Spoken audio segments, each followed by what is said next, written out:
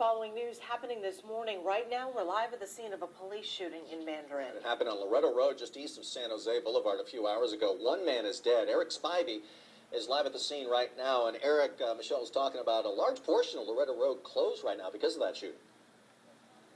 A large portion of Loretto Road is closed. They're between Aladdin and San Jose. We're standing by for a live press conference by Chief Rick Graham.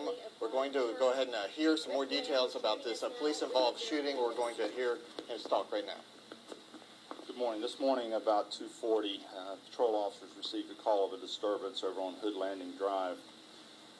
As the police were responding, the suspect vehicle had already departed the scene, and the officers actually met the suspect vehicle leaving from the scene. The officers began to follow the suspect vehicle. A pursuit began. The officers continued to follow the truck. It's a small pickup truck pulling a lawn trailer with a lawnmower on board the trailer. The pursuit continued through neighborhoods up and down Hood Landing Road, Loretto Road. At some point during the pursuit, the truck actually intentionally backed up and struck one of the police officers. Disengaged from that intentional act, the pursuit continued once again to the point here on Loretto Road near Acosta, to where the police officers stopped the vehicle. The vehicle once again intentionally backed into the police car, actually got up onto the hood of the police car with the tractor and the lawnmower trailer, almost into the windshield of the police vehicle. At this point in time, the officers have exited their vehicle in an attempt to stop the driver and stop the intentional acts by the driver. At some point, the officers physically engaged the driver, and at that time, the situation escalated to the point to where one of the officers fired several rounds with a service revolver or service weapon into the vehicle. The suspect has died here at the scene, and the investigation continues. We're still trying to figure out and find out all the details of the initial call, and as far as the intentional acts with the pursuit, put several officers in peril at that point. So the investigation continues, and we'll have more later on today. Chief, can you tell us in the car with the suspect when all of this was going on? The suspect was in the vehicle by himself. And was the officer that was struck hurt at all? No, we don't have any injuries to our officers, thank goodness for that. How many officers were with him, or behind him, or following him when they initially made contact? There were two original officers, and then the pursuit grew to several other officers. I don't have an exact number of that, the number of officers.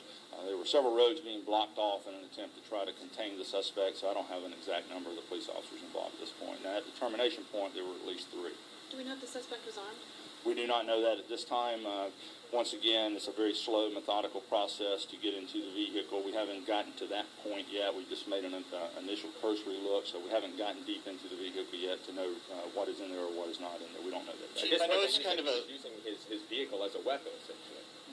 Well, absolutely. I mean, backing into people's cars, there was a civilian observer sitting with one of the police officers in the passenger seat of the car that the trailer was backed up onto the hood. So that person was seated in the car as the police officer was out trying to stop the driver from ramming the police cars. Chief, I know it's kind of a secondary consideration, but the traffic, this is a major roadway. The viewers watching, what can you tell them about how long this road will be closed? We're trying to get it open as soon as we can. We've taken that into consideration from the moment we were here. We know this is a heavily traveled road. All we can ask is that the public just please bear with us and take an alternate route. We hope to have it open within an hour or so, but there's still a lot of work to be done here. Chief, we're live right now. We join your press conference just a couple of seconds later. All right, again, that's Chief Rick Graham with the Jacksonville Sheriff's Office, again, explaining that this road's going to be closed for at least another hour, also saying that police officers were following this suspect as part of a traffic stop, and at the point of the shooting, there were 3 officers with him. We'll continue to piece this all together as the developments continue and give you more information later in the morning. Live in Mandarin, Eric Spivey, First Coast News, your news leader. All right, Eric. That's one brazen driver to back up his rig on police cars. All the way up on top of the hood, almost into the windshield. Thanks, Eric. We'll check back in with Eric coming up in about 30 minutes.